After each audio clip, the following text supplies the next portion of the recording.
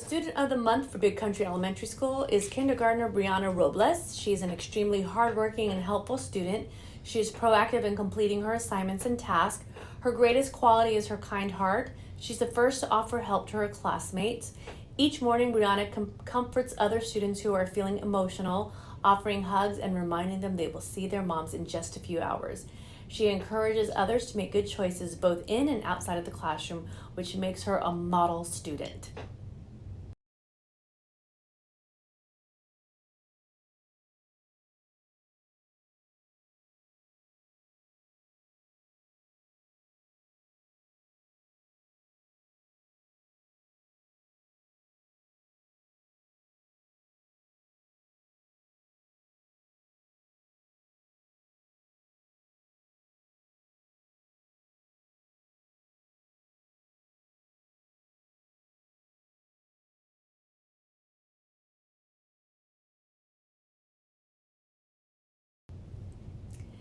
Fifth grader Julieta Moreno Vargas is the Student of the Month for Bob Hope Elementary School. She demonstrates great leadership both inside and outside of the classroom, driven by an eagerness to learn and grow. She consistently looks for new challenges and is proactive in learning new things. She approaches each minute with a sense of urgency, ensuring that her time is either spent pushing her own boundaries or offering support to classmates in need. She's not only passionate about her studies, but also enjoys being part of different clubs like AAA and the Spanish Spelling Bee. She loves competing. She does a great job balancing challenging schoolwork with her activities, showing how dedicated and passionate she is about both her own success and helping others. Bob Hope is lucky to have her as a student.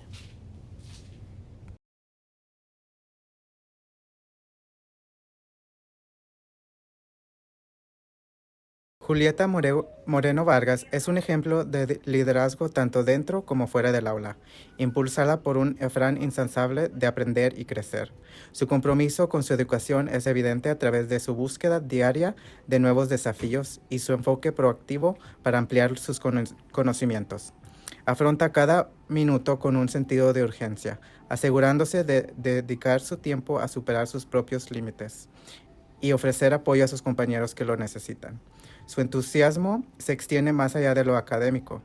Ella prospera en varias actividades extracurriculares como AAA y concurso de ortografía en español, y disfruta compitiendo, demostrando un carácter completo y dinámico.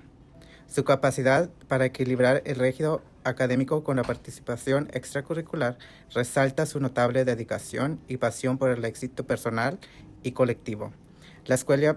La escuela primaria Bob Hope cuenta con la suerte de tenerla como estudiante y le gustaría agradecer a sus padres por confiarnos su apoyo en sus esfuerzos académicos. Han criado una hija y líder maravillosa.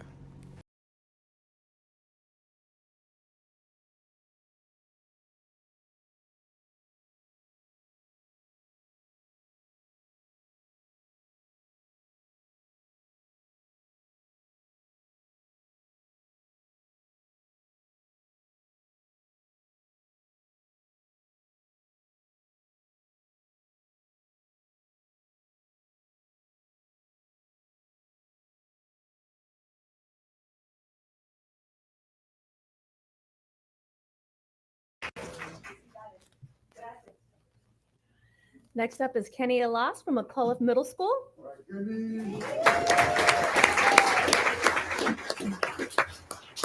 Kenny is an amazing student, always eager to learn and know more. Kenny graces his advisory and honors class with the fact of the day to help us be more world-rounded. Kenny always brings that aha moment into his Spanish classroom and makes learning a new language seem like a breeze. Kenny is willing to take risks, discover new practices, and explores the Spanish culture and world every single day. Kenny's attitude when he's not in school is humble, respectful, quiet, supportive, and an encouraging one towards his little brother, mom and dad, and the neighbors. One of Kenny's favorite things to do is play video games, but he also enjoys going to church and helping kids in the area. He likes supporting and helping his little brother's baseball practices and games. The Rocket family greatly recognizes Kenny Alas as McCullough's Student of the Month. Congratulations.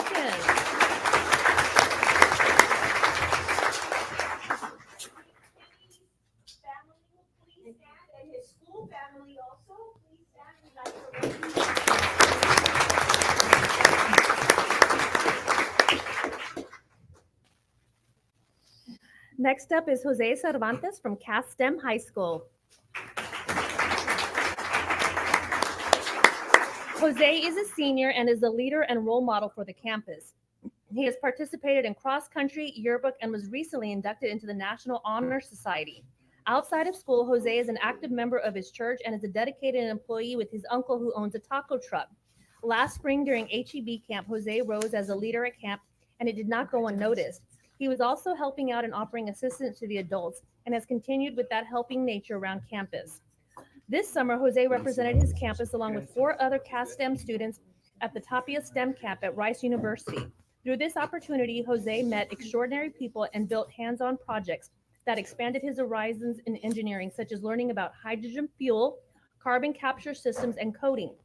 Jose is projected to graduate with his associate's degree from Palo Alto College and plans to take advantage of the opportunities there and then transfer to UTSA or another university. Cass STEM is extremely proud to recognize Jose.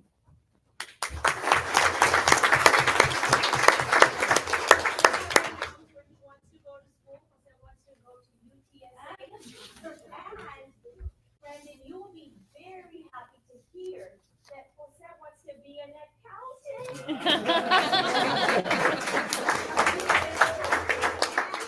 Engineer. So we desperately need accountants. So you will easily come back and we'll hire you. So we're so excited. So Jose's family, his school family also will please stand. We'd like to recognize.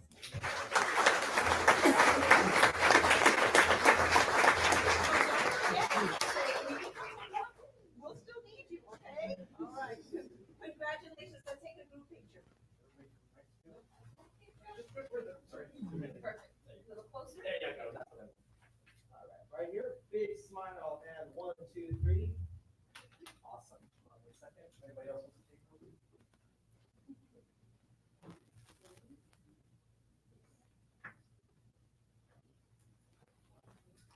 Thank you all so much. We're very proud of you. The entire board supports you and we're all very proud of you.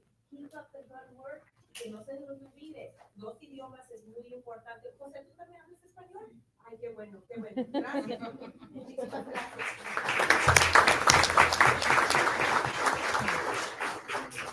We have one more recognition. This year, we started a new franchise highlighting our board members each month. This month, we've been featuring stories on Jose Diaz, and we look forward to celebrating all their hard work and dedication to the Southwest ISD community. Here's a look at this month's video.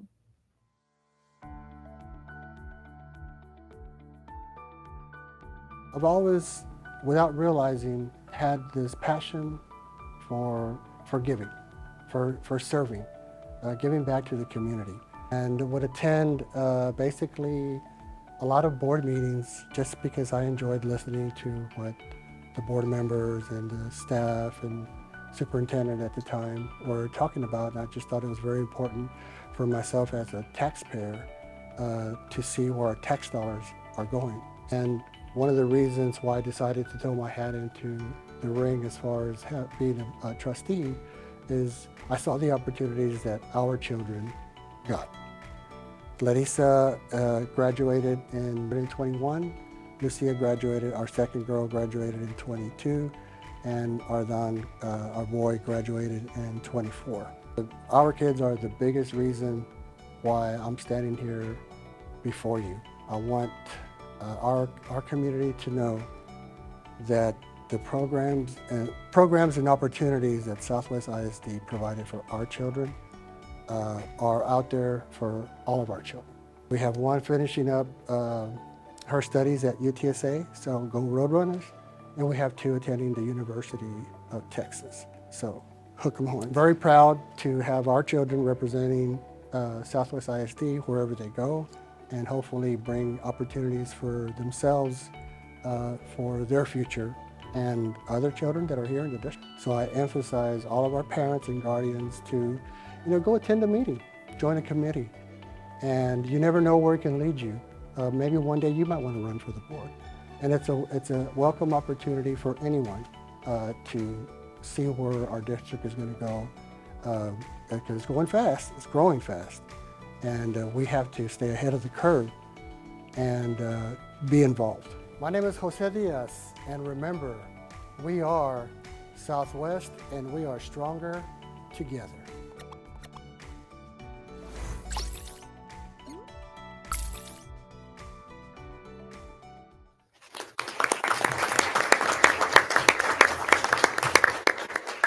We look forward to interviewing all of y'all in the next coming months. Congratulations, Jose. And on behalf of the board, students, thank you. You're why we are here. You're why we do the things we do. And we are very proud of you. Now, this past week, we also had a conference in town, the MASBA conference, the Mexican American School Board Association. And unfortunately, I wasn't there. It was for the first time in 24 years that I missed a MASBA meeting.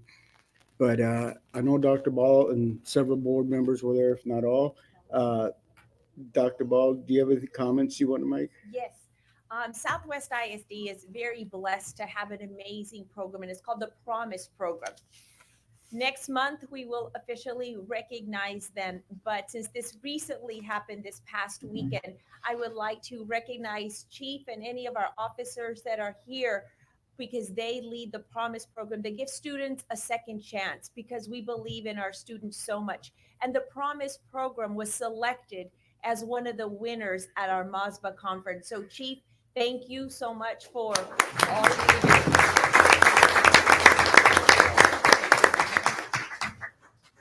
do. Okay, thank you.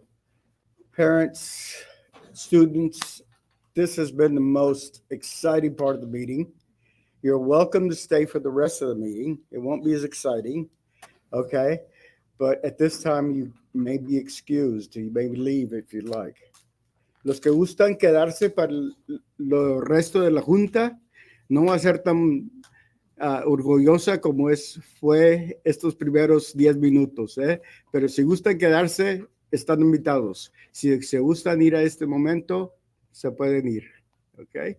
We'll take about a 3-minute break. Okay, we'll come back into open session. At this time, public comments. I understand we have several people signed up. Yes, sir. So I'm going to read the public hearing rules of engagement. When addressing the audience during the public forum, speakers' commentary must adhere to the following. Everyone must model courtesy and respect. Speakers shall not employ profane or threatening language, nor shall they engage in any personal attacks. The public has the right to make critical and harsh remarks. However, the expectation is that the message delivered by the speaker is done so in a constructive manner with a collaborative purpose. Speakers are expected to respect both the decorum of the public meeting and the authority of the board.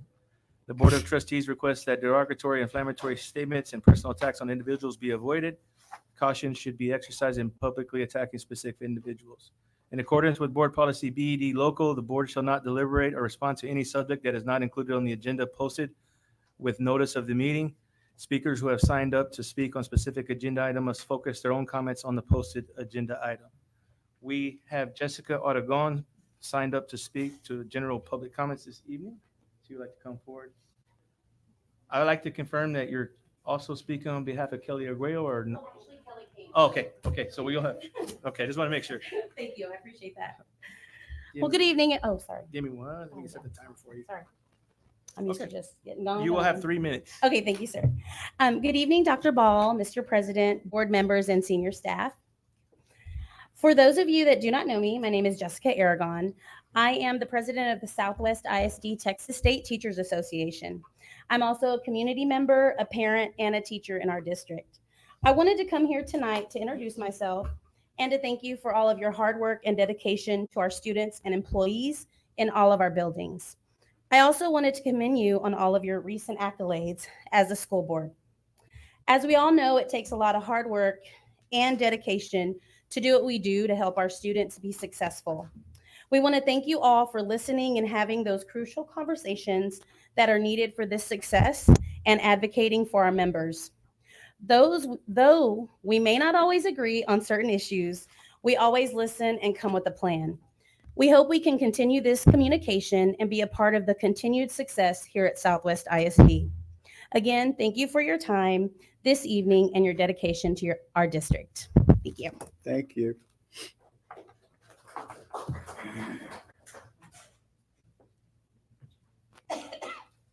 We have Kelly Arguello, person who signed up to speak for general public comments this evening.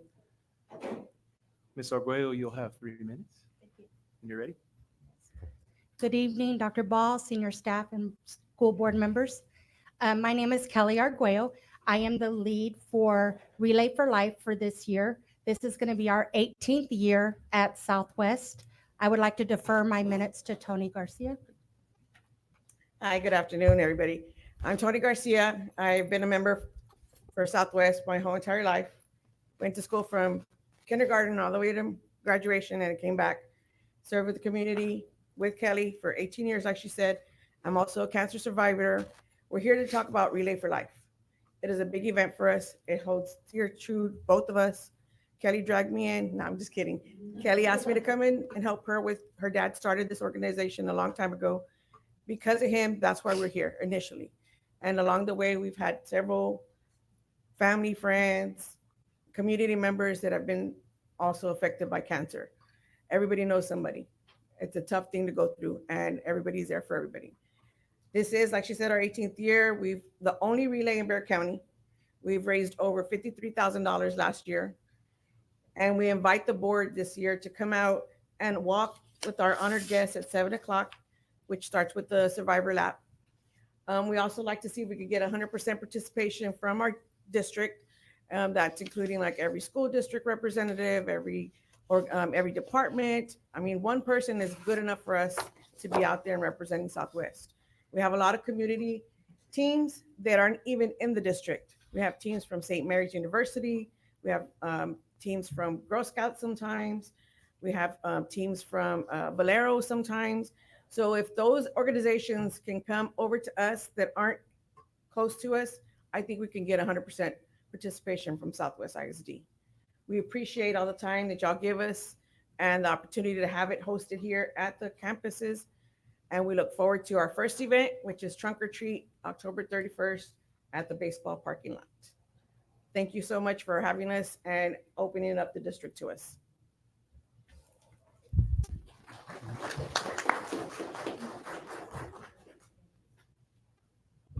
Next up, we have Elizabeth Manzanares, person who's signed up to speak for general public comments this evening.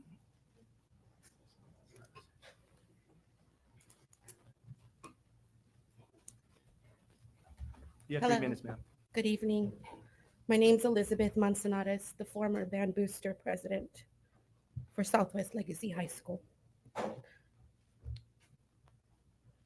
School Board, I am here today to raise severe critical concerns regarding the recent dissolution of the Southwest Legacy High School Band Booster Club, the lack of transparency in addressing this issue, and the troubling conduct of its replacement, Team Titan. First and foremost, the forceful dissolution of the Legacy Band Booster has caused significant outrage among parents, students, and the community. The manner in which the decision was made and enforced raises serious concerns about fairness, consistency, mainly as similar actions would never have been imposed upon the Southwest High School Band Booster. This unequal treatment has left many feeling the decision-making it's not just or transparent. Furthermore, it must address the actions of our Chief Executive Officer, Fine Arts Mr. Flores. He had earlier told us that there had never been an investigation, but later on it was discovered that there had been allegations of financial misappropriation and missing funds. This misleading information has seriously damaged trust within the community, and we deserve clear, truthful communication from our district leadership. The remedy introduced following the dissolution, the formation of Team Titan, is a matter of growing concern. Despite the district's stance that Team Titan is not a booster organization and does not engage in fundraising, the reality is that their actions mirror those of a traditional booster club. There's no clear boundary for how Team Titan should operate, and the lack of guidelines has caused further confusion. This group is conducting activities that would typically fall under the scope of a booster club, creating a contradiction with the district's stated position. Even more troubling is the retaliation that has occurred against students, parents, and community members. Many of these individuals have been excluded from participating in Team Titan activities, and their exclusion appears to be linked to the support for the now dissolved Legacy Band Booster or their opposition to its dissolution.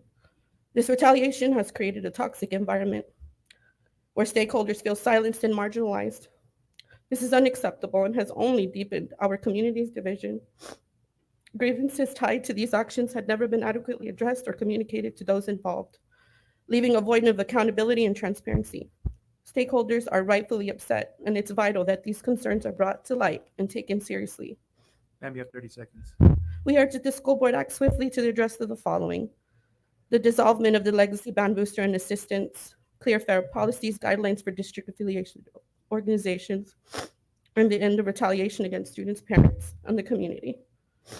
I'm asking for assistance to help me dissolve the booster club in its manner and its entity that it needs to, and policies and procedures, especially those that are upheld to the organization from 2012, to be updated and to be communicated fairly with all entities and all organizations. Thank you. Thank you. Up next, we have Peter Bernal.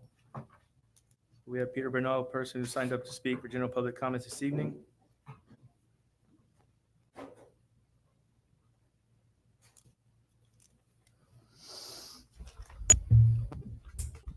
Good evening, board members, superintendent, community. My name is Pete Bernal, and I'm here to address concerns regarding specifically of my level 3 grievance against the board member Ida Perez Sadokin to be heard in closed session today. Since my first grievance in November 2023, Ms. Sadokin has continued to make false defamatory statements about me, which are untrue. Her pattern of retaliation against me as a community advocate is unacceptable. More concerning, Ms. Sadokin has violated the confidentiality by sharing details from a closed session of August 27, 2024, breaching the Texas Open Meetings Act. The misconduct is damaging to public trust and board integrity. Additionally, multiple board members have publicly stated they have heard back in raising concerns about impartially addressing Ms. Sadokin's actions. This demands an external oversight. I will be requesting the board to refer to the matter in Texas Education TEA for an independent investigation amongst other restitutions. Ms. Sadokin's behavior, including the potential First Amendment violation of social media, is harmful to the community.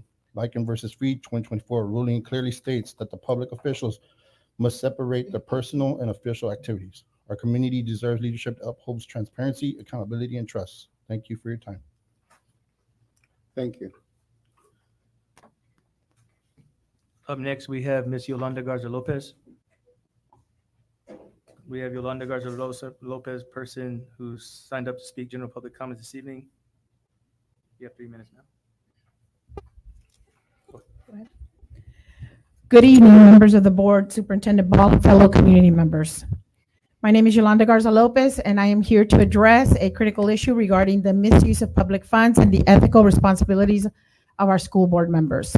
As elected officials, school board members have a fundamental duty to manage public resources with the utmost integrity and transparency, always prioritizing the interests of our students, parents, and the broader school community.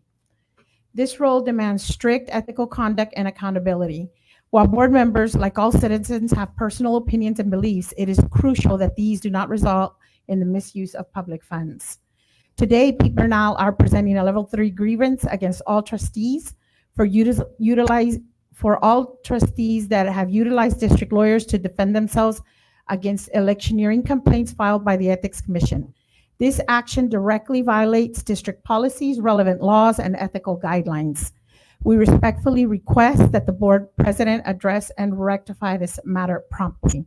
Furthermore, the use of district legal resources for this purpose is not only inappropriate, but also constitutes a misuse of public funds.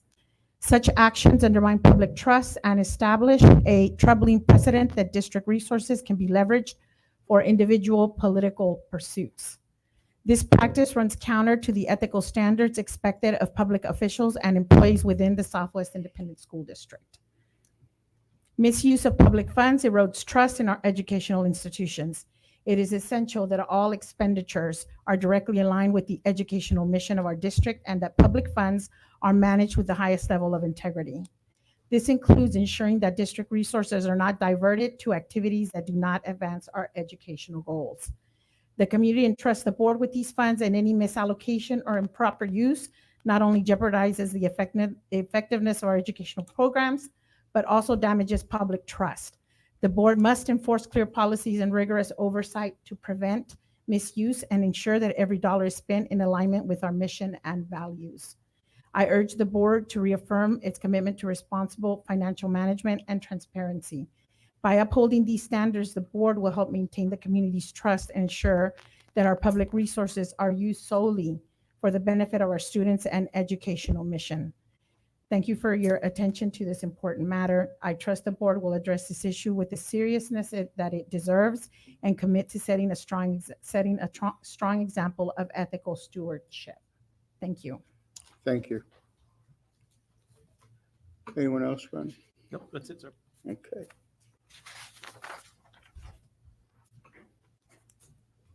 Consent agenda. Board members, item 5 you've had before you.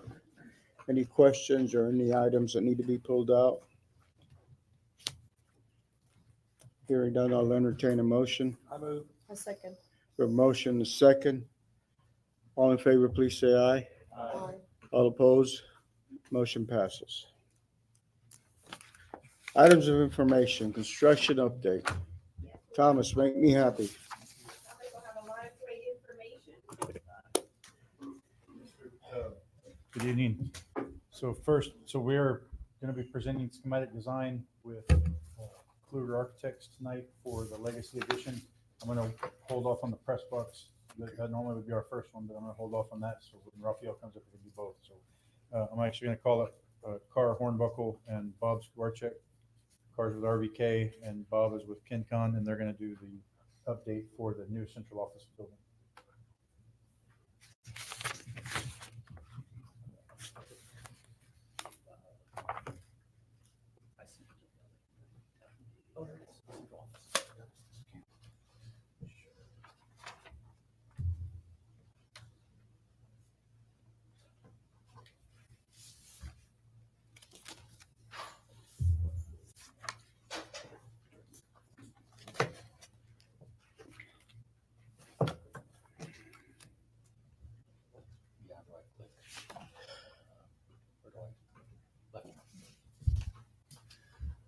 Thank you, Mr. President, members of the board, superintendent. Appreciate being here tonight.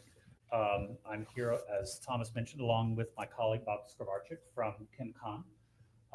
We don't have too much to show you yet for our central office, other than a lot of dirt. But as a point of reference, I just thought we would bring back some of the renderings that show the project as it will be when we are complete next fall.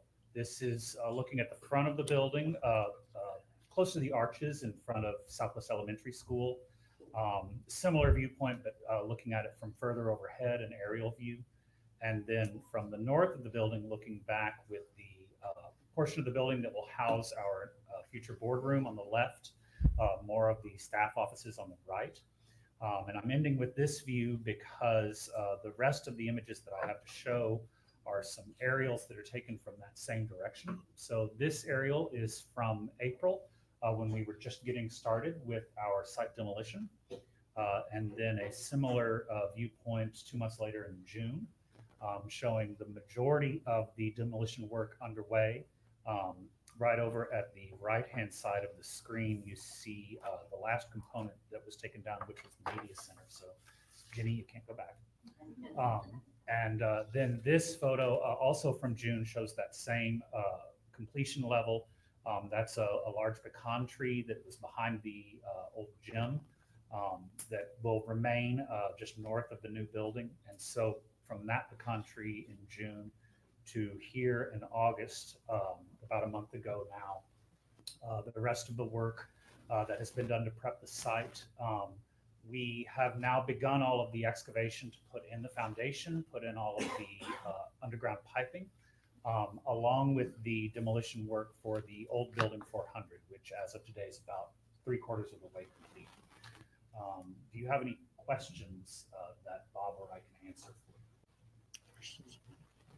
Just a comment, it's looking great. Even having it just like that, to see the progress, it's really nice. I know that it's bittersweet. There were a lot of beautiful memories made there, a lot of hard work that was done in those buildings, but exciting to make new memories and to bring this wonderful opportunity for our staff and for our community.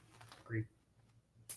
All permits good to go? Yes, we have received all of our Thanks, building Chris. permits. Great. So all of Thank that you. is well underway. Thank you. Great, How thank soon you. can we move in? Well, probably not next week. We got a little bit longer, but we are on schedule Yes. for next fall. That's exciting. Yep. All right, thank you. All right. I'll let you. So next, the Bob Hope Elementary School renovation. James Moore with OCR is here and Paul Ralston with KenCon. And they're going to give their presentation.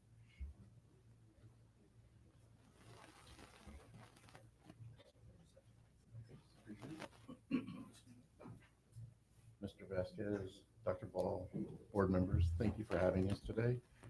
We're here to present the updates for the Bob Hope Elementary School renovations and additions.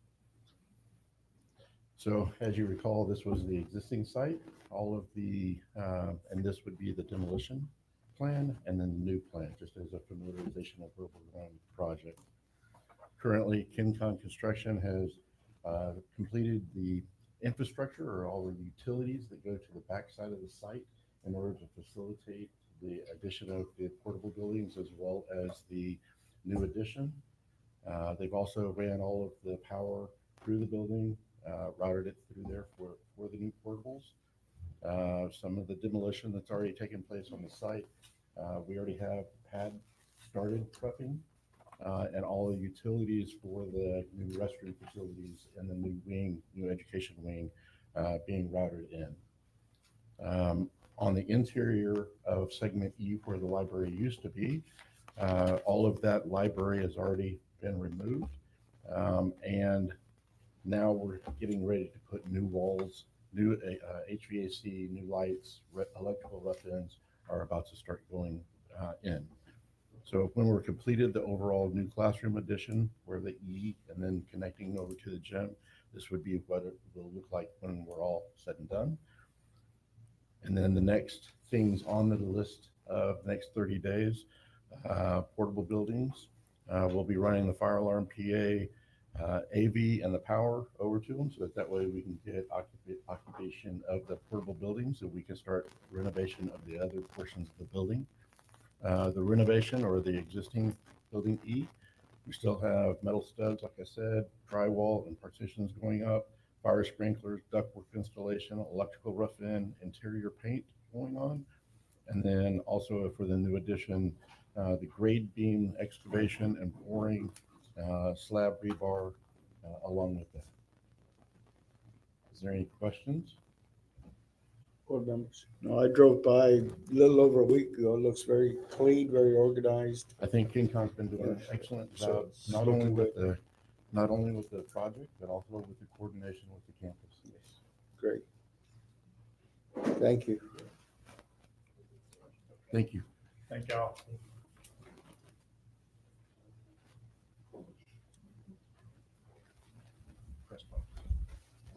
So while Raphael and Paul come up for the press box, I just wanted to touch, we still are waiting on our permit to put the freezer on at Child Nutrition. So we haven't had any movement. We've been calling, trying to figure out what's going on down there. But I know Winston and Kylie and their staff moved back into the building and the addition and everything is done on the inside of the building on the office side. We're just still waiting on the permit to actually break ground and get that freezer done. All of the steel is here sitting, waiting. We're just waiting on the county to give us our permit on that one. So we're working with them, trying to reach out and get that from Public Works. But as soon as I know more, I will let y'all know. Yes. On the next round back in October, I'd like to take the board so they can see Child Nutrition. Okay. It looks beautiful. I got to see it and Winston and his staff are doing a beautiful job, but I'd like the board to see how nice it looks. I think they'd like to see it too. Okay. Along with the tour of the press box on that same page. So with that being said about the press box, I'll turn it over to Rafael Bedoya with Fluger and Paul Gamble with CGC. Good evening, everybody. Good evening.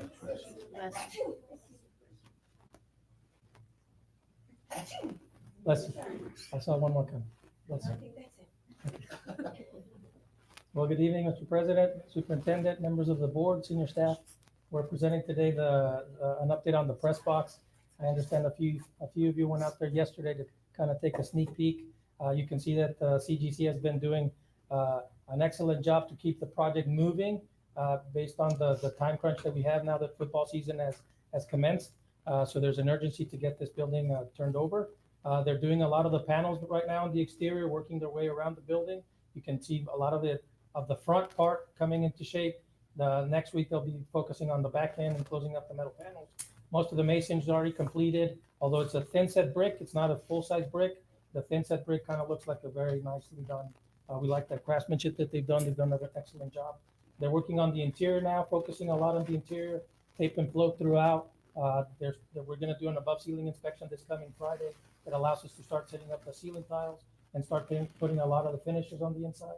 And they've already removed their trailer, and they're starting to clean up the site to start doing a lot of the flat work, sidewalks, landscaping, so on, so we can be ready for the October 4th.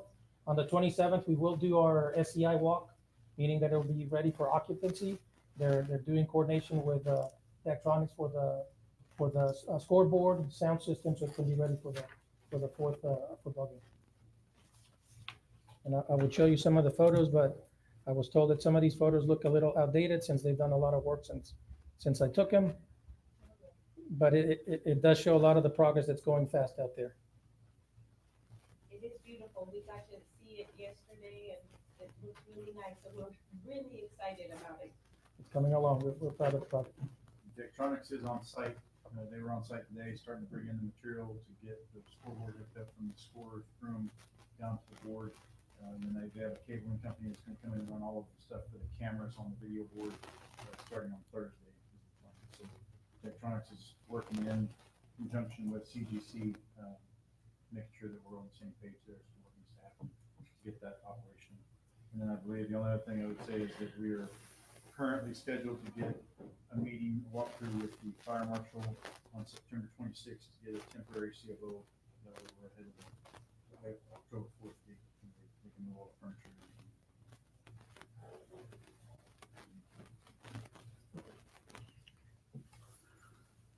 Any more questions?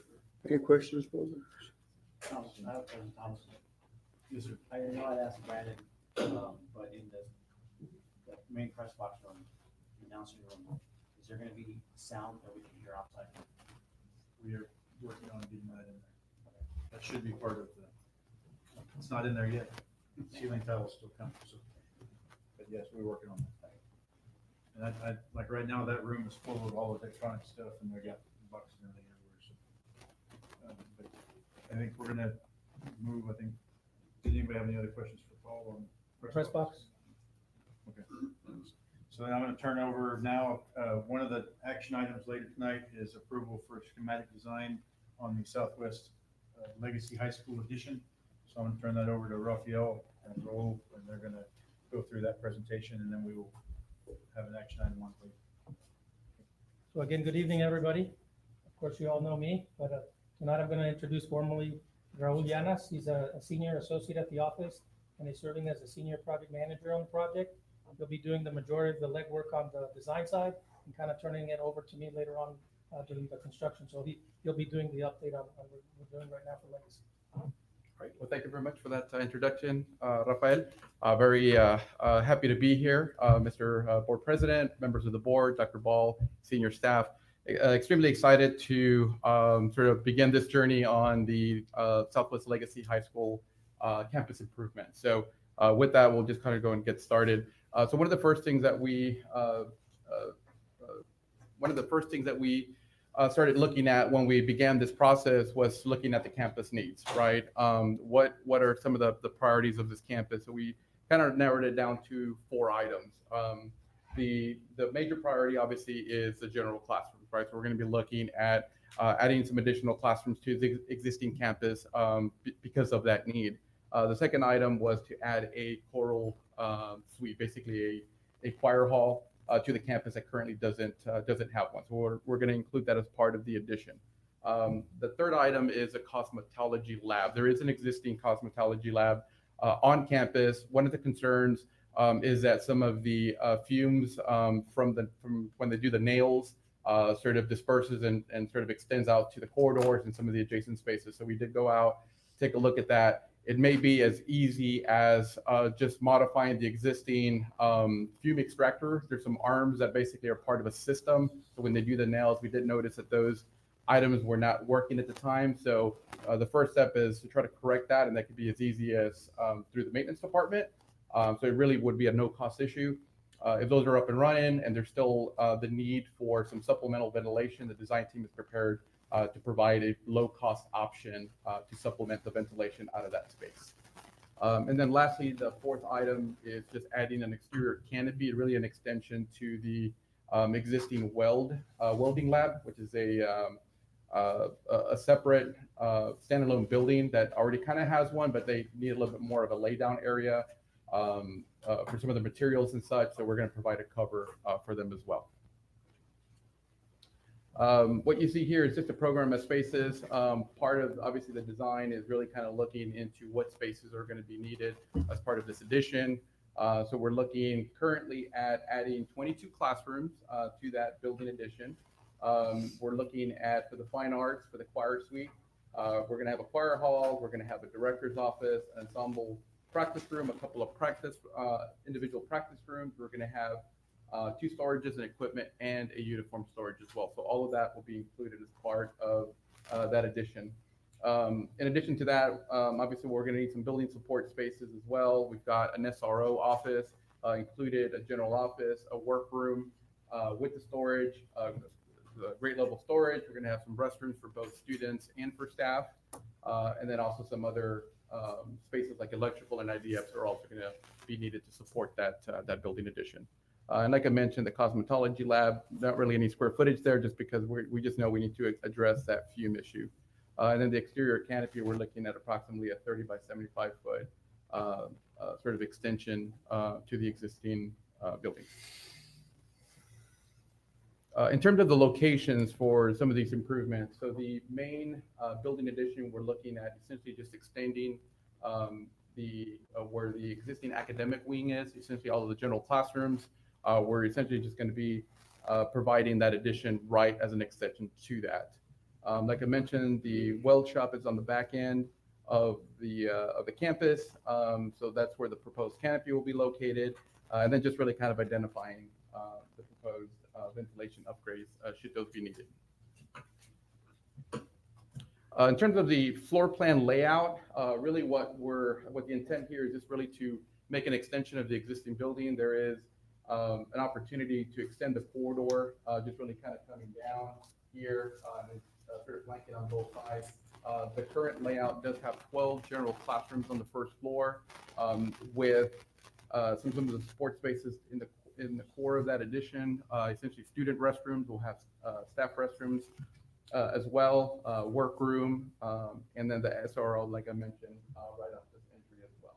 So really, just an extension of the existing campus that's already there. The second floor is going to look almost identical to the first floor. Really, just trying to find some efficiencies and trying to stack both of those floors just to maximize, again, that constructability sort of efficiency by doing that. So on the second floor, we essentially have 10 classrooms, again, really stacking the restrooms in that core as well in the center of the building. And then the only difference on this floor is we do have that choir hall on the second floor as well. And that's inclusive of the director's office, a couple of individual practice rooms, an ensemble room, and a couple of uniform and instrument storage as well. In terms of the sort of exterior sort of look, this is to kind of refresh everybody's memory of the existing building for Legacy. There's really 3 sort of dominant materials out here. We've got stone, we've got brick, we've got metal panels. And in addition to that, we also have a lot of sort of storefront as well. So really it's an extension of that. We didn't want to come up with a completely different design, but we wanted to make sure that because this building isn't as old, we wanted to make sure that it doesn't look like an addition, but really just an extension of that campus that's already there. So a couple of just exterior renderings of what this building could potentially kind of look like. We're really kind of looking at the end portion of this. It's almost kind of a bookend to where the entry sort of pieces to this. So we're going to be proposing on introducing some metal panels up at the front of of that new addition. And just kind of turning the corner, there is kind of some opportunity there as well to provide some graphics, just some signage up on that building as well to kind of help promote the campus's sort of brand. This is a view from the back end and really a lot of the classroom spaces as well. Again, continuing a lot of the brick facade, a lot of the horizontal banding. Again, a lot of the same language that's currently used on the existing campus. For the interior, again, a couple of interior sort of existing sort of shots here, just again to kind of refresh everybody's sort of memory of what's inside this campus. Again, we're going to be utilizing a lot of the same finishes. I believe we've got polished concrete. We've got a lot of storefront. We've got some metal panel in there. So really, it's going to be utilizing a lot of the same materials in this new addition, just to make sure that it's sort of cohesive. It doesn't look like an add-on, but more of an extension. This is just a quick shot of the interior, just to kind of show that sort of volume. We are kind of opening up or proposing to open up that center sort of corridor. If you notice on the previous photos, there is a lot of sort of height and volume in the existing campus. So our intent here is to do that just at a much smaller scale of what is currently there. And lastly, this is a quick sort of rendering of the canopy piece that's going to be added on to the existing weld lab as well, and really just give them a little bit more sort of breathing room out there. We will be providing power, some lighting, and I believe some fans as well, just to kind of sort of assist them out there. And then the last component to this was just the sort of schedule and kind of where we're at. We're here presenting schematic design, so we're really kind of in between August and September. Should we receive approval on SD to move forward, we would be entering the design development phase of this through October and November. And then we would enter construction documents, the working drawings between December and February. We would bid this out between March and April to try to get some shovels in the ground by May of 25. We're actually kind of looking at we're exploring a couple of options to actually get there a little bit sooner than that. But really the overall intent is to have this building completed and open in July of 26 for the fall of 26 school year. And with that, I'll open it up to any questions. So we'll be bringing this as an action item too to approve schematic. So it's the very early stages. We also will be bringing approval for the CMR tonight, so that we can get the contractor on, so we can start going through pricing exercises with Fluger, because we feel like we're within budget, but bringing them on helps us guide that. And so we'll have both those action items coming to you tonight. So there's no more questions. Thank you. Thanks. Thank you very much. Appreciate it. Thank you, everybody. That's it. That's it, sir, for construction updates. Okay.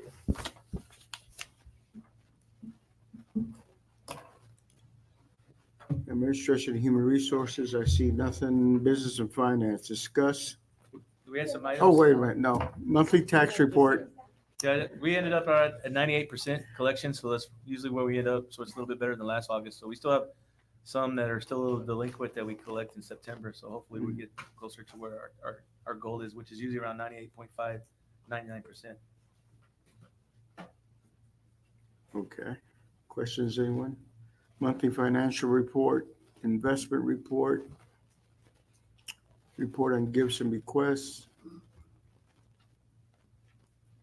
enrollment report. I believe Do we want to say anything on that? we're We're doing good, we're sharing that through our Friday notes, so over 14.8. Wow. But I still want that 15,000. I think it's coming. I think so too. Okay, review of purchases over 50,000. Okay, PAM Media Outreach Leadership Program. Who's presenting? Now, we have a presentation, I know Lori will be coming up, and while she's setting up, I will, please feel free, Lori. Oh, I think she forgot something, so she'll be, I know you have a handout on this, but, this came about to us, in regards to piloting an opportunity for campuses to give students a leadership opportunity, a way for them to be mentored, to be able to connect with an adult within the system. So we targeted some campuses for academic purposes and also campuses that have high social emotional needs. So Lori is helping us guide through this, and it is being funded currently right now through our foundation. It is a pilot. We wanted to pilot this at the campus, at these selected campuses, to see if it's something that we would want to do district-wide. So Lori has been leading this for us, so it's an exciting opportunity. I first learned about it through Texas A&M here in San Antonio. So it's a great avenue to give students another opportunity to excel. So Lori will lead us through this. As they're setting up, you did get a folder and it's the presentation is.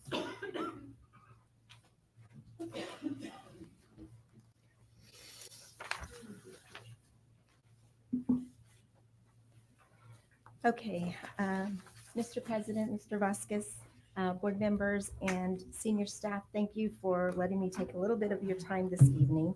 I promise I'll try not to be long-winded. Like Dr. Ball said, this is a task that she gave me, one of the first things that I worked with when I started on in my role.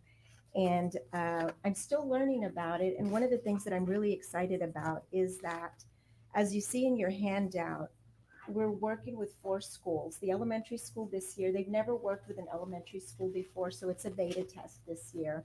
But the basic thing that we're learning is to try to get our young people to learn to advocate for themselves, use their voices, and become engaged. I mean, it's really hard. I'm 53 years old, and I was nervous about coming up here and speaking. So I'm looking forward to see the growth that these young people are going to make.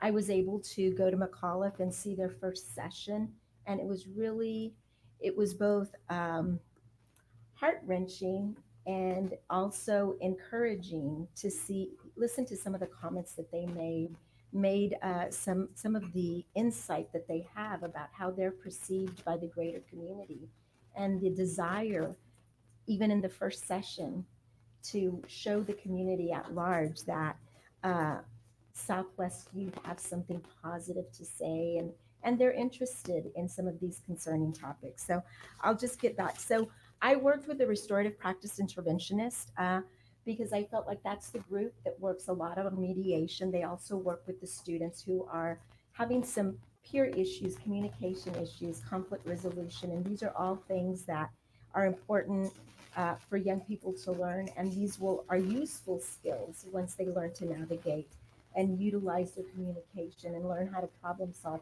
They're going to be able to use this as adults, and hopefully someday some of them will be sitting in these seats as leaders in our community. At the high school level, they selected students from all grade levels. At the 2 middle schools, they selected 8th grade students with the hopes that we'll continue with the program and they'll be able to continue the following year as mentors, right, to the younger ones. Like I said, in the elementary school level, that's going to be a beta test. So all of the 5 students, those are going to be 5th grade students. They're meeting for 9 weeks. During this 9 weeks, in the first session, they kind of asked them, why do you want to do this, or why were you interested? All of them collectively were saying, I'm sorry. They were saying they wanted to be heard and they want to learn about some of the issues. Some of the things that they came up with was school safety, vaping. You know, they want to learn more about it. How do we fix it? How do we reduce it? So these are some of the questions that they are going to be coming up with. And once they decide on the topics that they'll discuss, some of those will have to do with voting rights, entrepreneurship, mental health. Mental health is one that's really important for us at all grade levels. It used to be something that we were concerned with only at the secondary level, but more and more we're seeing it as a concern at the elementary school. So we're really excited to see how those elementary school children are going to take on and learn to be leaders and then grow and hopefully stay with the program and continue in middle school and high school. They are selecting leaders from within their peers. They're being asked, Okay, you're participating. Do you want to participate just to be a support, or do you see yourself as a director? Do you see yourself as a manager of logistics? They will culminate these 9 weeks that they meet into a summit, a teen summit. It is going to be student led. So while they're coming up, deciding on which issues they want to investigate, they're also discussing what questions do they want these community leaders to answer. So they will come up with a panel of leaders and ask them these questions, and then learn to not just do that piece of it, but they're also going to put it on all. It's all, they're going to be in charge of deciding, you know, where are they going to sit? How much seating do we need? How do we need to greet them? And this is going to be the little bitties too. So when they do their summit at Legacy High School, they will also, on November 12th, they will also be including the little ones from the elementary school, and the little ones will be, you know, have the smaller jobs, but important jobs in guiding guests to where they are, and also having some of their input, some of their questions asked at this panel, even at the high school level. Like I said, the elementary is a beta test. There's going to be 5 students. Their event, they're also going to get some feedback and input from the older students. But their event is a one-day event, and it's going to be addressing just one topic. So the high schoolers will address 5 topics, the middle schoolers will address 3, and then the elementary will just address 1. And they're just gauging it down because obviously they're older, and so we're going to make it age appropriate so that they can learn from a young age to kind of learn to interact, not just with their peers, but also with the community, and also to ask some very good questions to their leadership in the community, to ask them, these are the issues that we have. How can y'all help us make them better? And how, this is what we think, this is how we see. Because as adults, we view things differently, and what we think is important and significant to them, to them may not be. They may be thinking that there's some other things, more detailed things that are important to them, and that's what we want them to be able to give us their point of view and figure out solutions with their leaders. Some of the the leaders that they work with are law enforcement. They have entrepreneurs, small business owners from the community. They'll also work with mental health professionals, if that's the one of the topics that they choose. The big one that I'm really excited about is they are going to push voting as one of the topics, because I think this year it's very important for them to address that topic and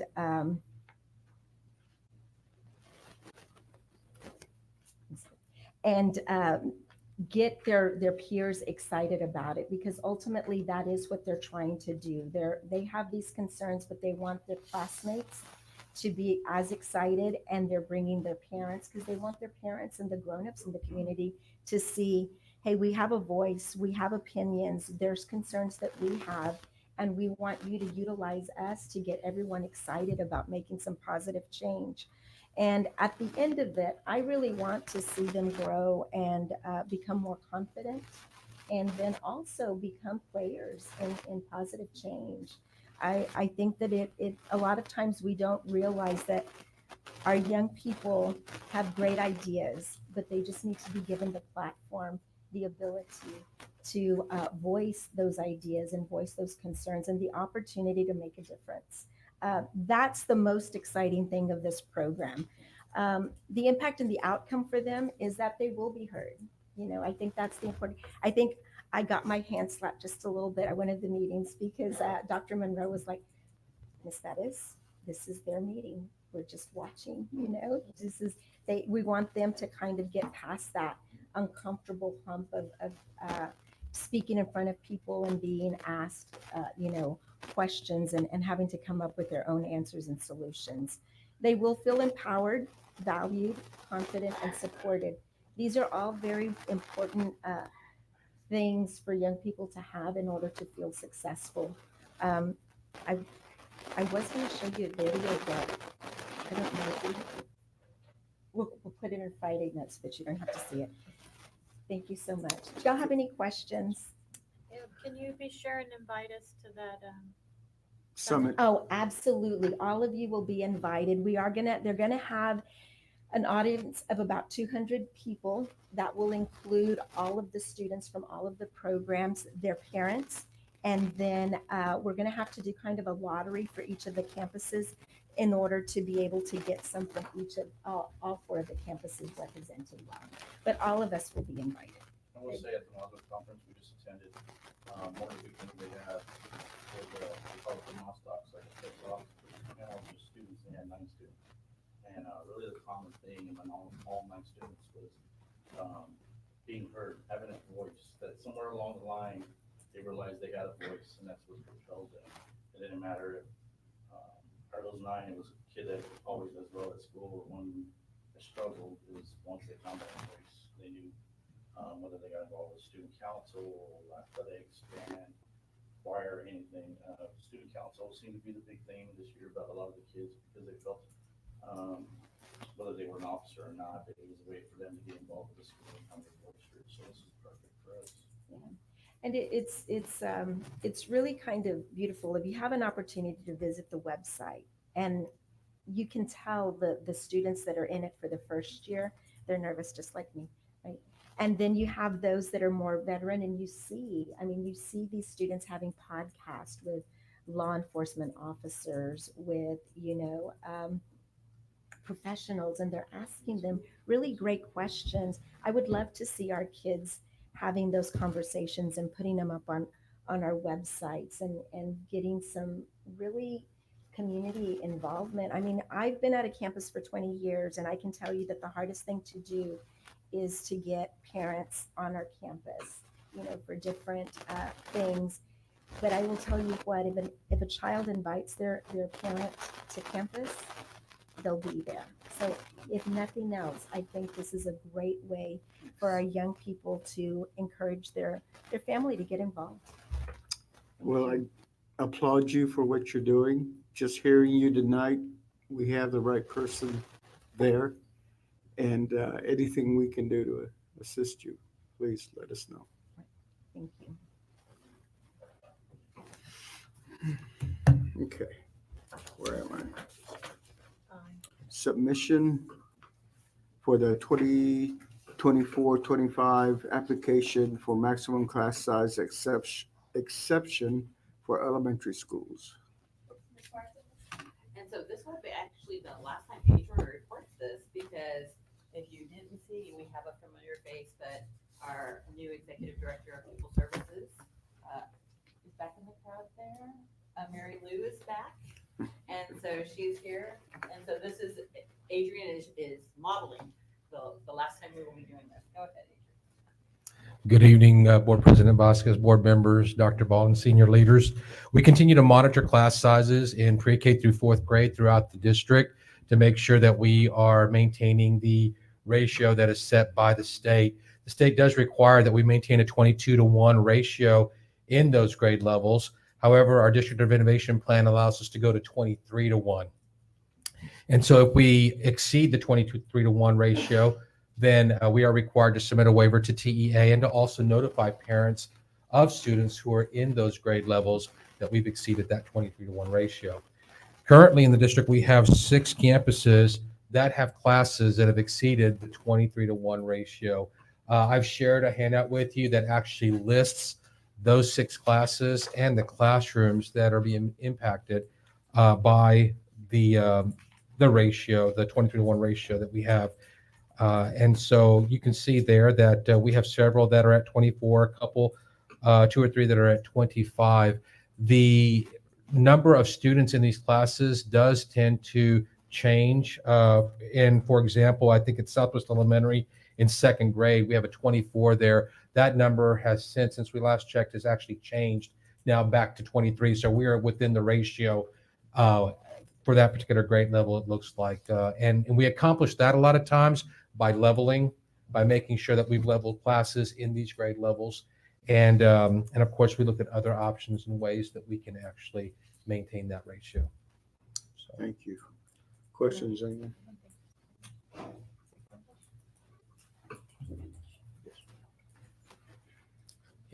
Any questions? anyone? Thank you. Thank you.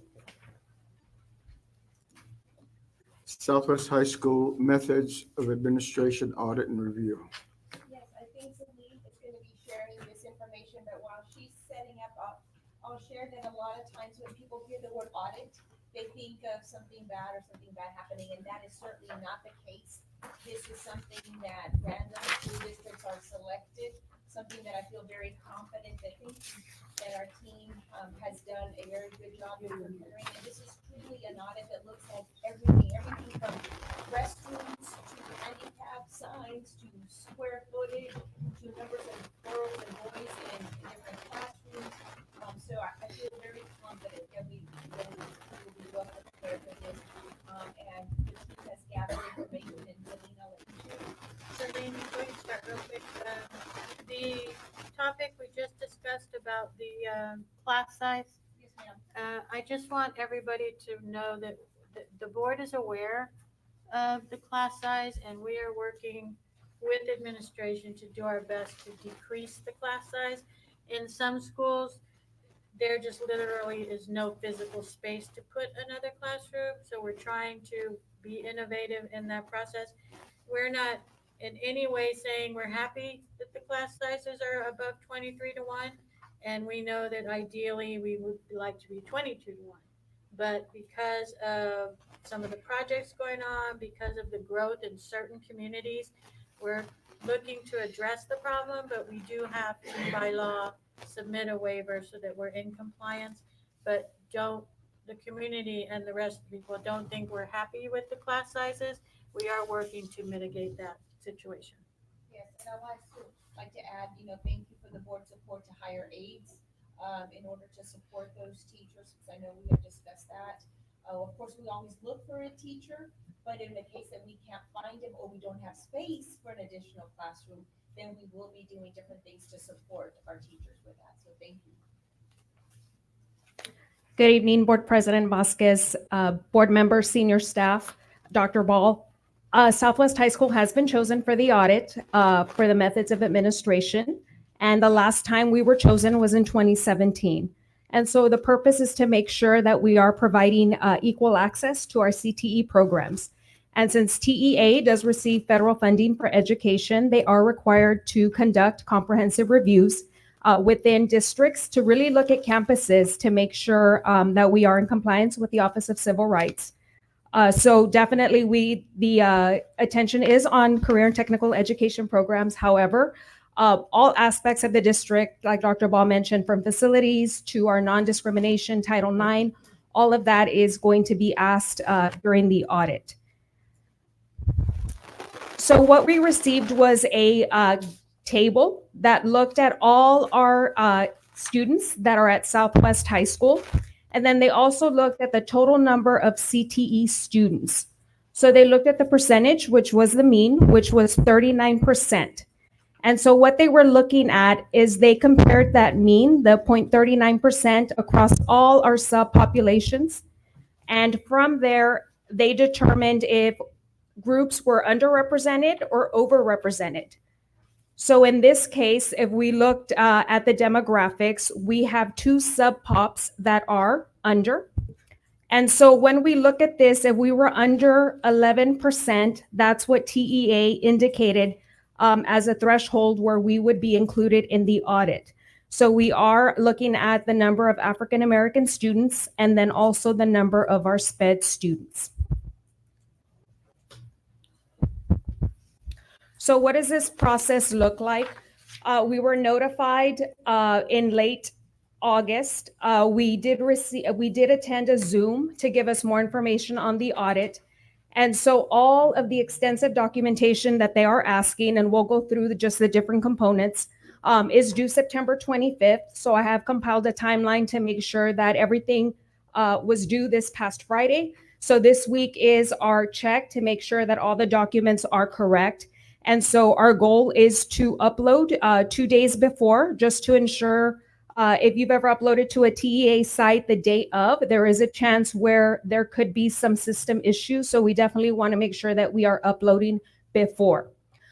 So once we go ahead and upload the extensive documentation, they will visit us in the spring. It'll be virtual. They will have 2 parts of the virtual, the Zoom. One will be interviews with our staff. So they have a list of staff that they would like to speak to. They would have to log onto their computers and then also answer the questions. And then we do have a facility tour that is going to be conducted with a cell phone. So they are recommending 2 cell phones in case one does die, but all of that will be virtual. So what does a data collection entail? So they are looking to make sure that our non-discrimination is on all our documents that we are sending out. Also looking at how we are advising our career and technical education students. Also looking at facilities. Are our facilities accessible to all our students? Looking at even transportation list for our CTE students and our special education students. What does that look like that we are providing transportation? Also looking at our work-based learning and our career and technical education program, and then also at our CTSOs, which are our career and technical student organizations. So they want to know who is involved and how are we promoting and recruiting throughout the year. So these are just 7 indicators that we are submitting extensive documentation for. Also, we are submitting 10 student folders that does comprise our CTE students, non-CTE students, and then just different subpopulations from 9th through 12th grade. So those folders are ready to go and will be uploaded. In addition, TEA really wants to survey our students and our parents. So not only are they asking about our career and technical education programs, they are asking about is our community at Southwest High School, are they informed about the grievance process? Have they seen our non-discrimination statements? So there are 2 different, one for students and one for parents. So on March 18th, we'll have a group ready to go to answer the questions for the TEA virtual Zoom. And then also the facility tour. So we'll have 3 representatives who will be visiting, just going around the campus and just making sure that they have a good eye of the facilities. They'll be asked to measure some areas. So we will have staff ready for the facilities tour as well. Next steps, what happens? So after they reviewed our data that has been submitted in the fall, they will come back and look at the data that they capture from interviews and also our facilities tours. At that time, they will decide if we are issued a no non-compliance, which means that everything is good on our end. It's just that our students chose to be in other endorsements or other programs of study, that we are providing equal access. Everything looks good for the 7 indicators, and so then we'll be excluded from any audits for 5 years. If they come back and they do find some areas, then we do have a voluntary compliance plan that we do have to go ahead and submit to make sure we are taking care of the items that they deemed in need of support. Any questions about the audit that will be occurring in March? So basically on this topic, you will hear from it again at the end, towards the end of the year, and we'll share those results with the board. Thank you. Thank you. Okay. Item 7, Administration, Human Resources, nothing. Item 8, Business and Finance. Discuss and take potential action regarding the pending lawsuit about the 2024 accountability ratings. Yes. So last year, when our accountability ratings came out, several districts joined the lawsuit. Again, this year, several districts are joining the lawsuit. So we'd like to have a discussion with the board if specifically Southwest ISD would like to join the lawsuit. I know that Brandon has been in touch with the attorneys. If Brandon, would like to share some of that? So I think the previous litigation was around more of the changing of the test and the accountability system. the new step forward in this new litigation moving forward is they're going to be going after the way the test is scored with the AI component. And so being a part of it, it was really about that piece. We had a flat fee the last time. One thing that they did say, they can't tell us how much it would cost to be a part of this lawsuit because they're waiting to see how many districts. Currently, they have like 38 districts.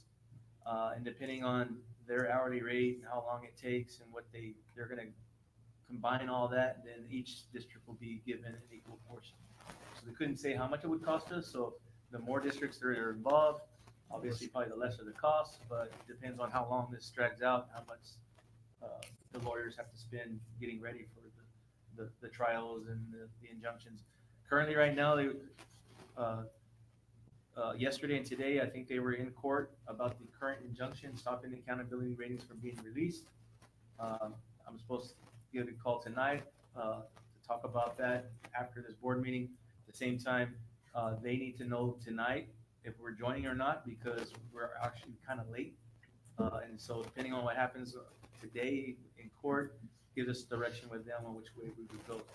So really, that's kind of all I have is they were just saying that's kind of to be their focus is on the AI grading system that they're using with the artificial intelligence, because there's been some discrepancy in the scoring of that.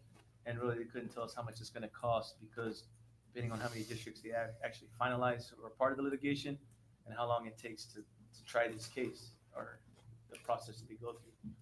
So that's kind of where we are. And as far as, I know it's a tough decision to determine whether you want to join, but I can't give you a cost at this point. So part of that lawsuit is not releasing the scores or the grades. Ours have already been released. There was on the Express News. So as far as that goes, well, they're already out there. So correct. So TEA officially hasn't released, but we already had ours, and so we had information that was subject to open records, and so they were able to get what we believe is a rating. Currently, they're still, but it's not the actual rating. It's our predicted rating. Yeah, But it's not the actual rating. Correct. And also, I will say that O'Hanlon has fought many battles on behalf of schools and school districts. You can go back to the 80s, and he's also been very fair in fees.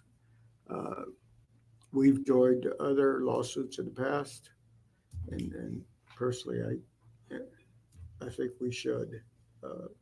Board members, Is this the one that you were saying that there were not many districts from Bear County joining? Right, in Bear County, they chose not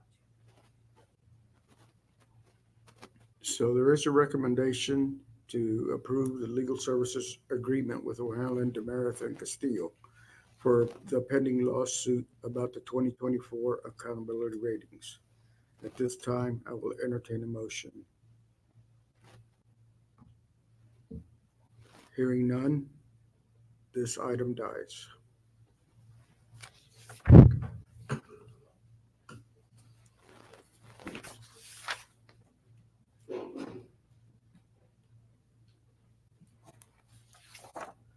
Okay.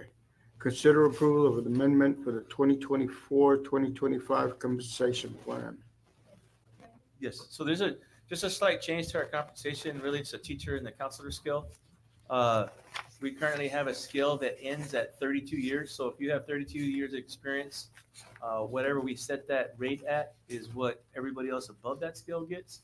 So if you have 33 years, you're making the same as somebody that's 32. We did looking at kind of our TASB study groups that we did in some other districts, and also with some concern from some of our teachers and counselors. We are asking the board to extend that to 34 years. And so we made an adjustment to the scales so that anybody that is in the district for 33 years and 34 years, that we actually, they get a bigger raise. They're a little bit more money than what somebody is that's making 32 years, that has 32 years of experience. Board members, you have that before you. I move. Second. We have a motion that the board approves budget amendment as presented. Questions? Hearing none, all in favor, please say aye. Aye. All opposed? Motion passes. Consider approval of budget amendment number 1. Yes, sir. So normally our budget board amendments are on the consent agenda.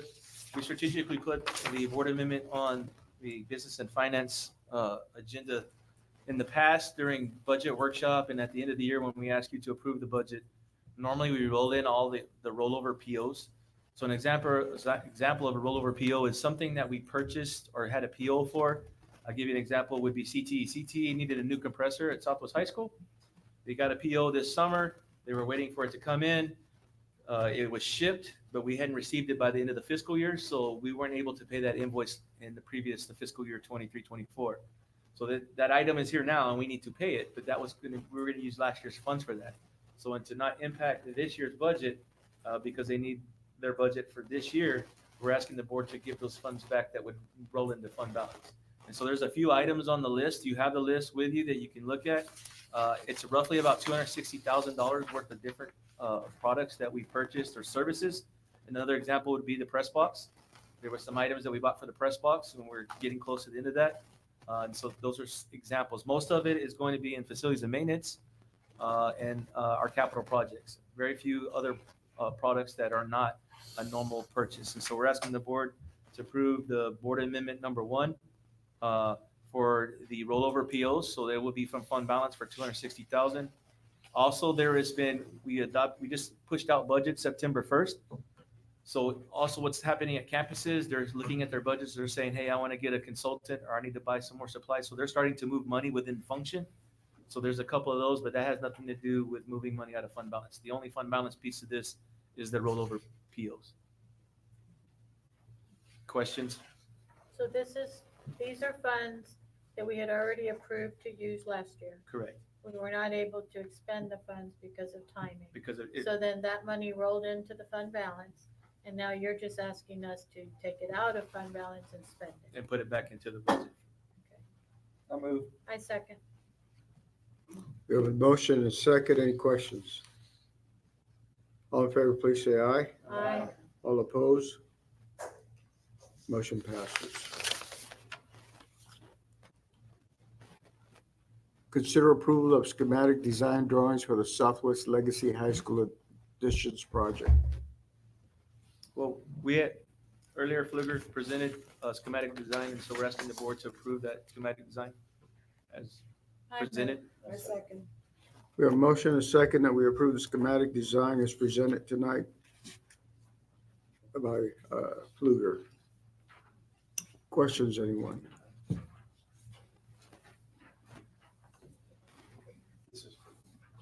Hearing done. All in favor, please say aye. Aye. All opposed? Motion passes.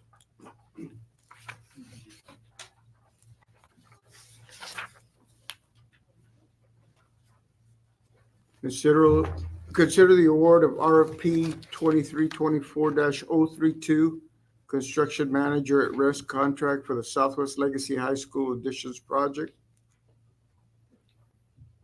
Yes, sir.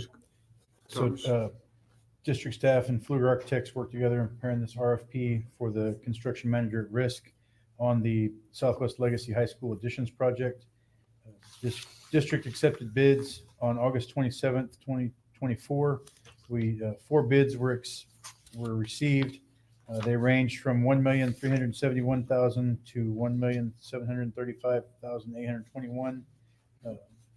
As far as the pre-construction and construction phase costs, like we've done in the past with these other projects that we've just recently done. And so district staff and Fluger reviewed and ranked the firms based on that selection criteria that was published. And after going through that process, we just handed out the new board background there because we were just able to finish it yesterday with the reference checks. And so the district staff is recommending that the board approve Joris General Contractors as the best value for the district as the construction manager at risk on the Southwest Legacy High School addition project. That contract would be $1,735,821 and would be funded by the 2023 bond. You guys have any questions for me on that? I move. We have a motion and a second. Questions, anyone? All in favor, please say aye. Aye. All opposed, same sign. Motion passes.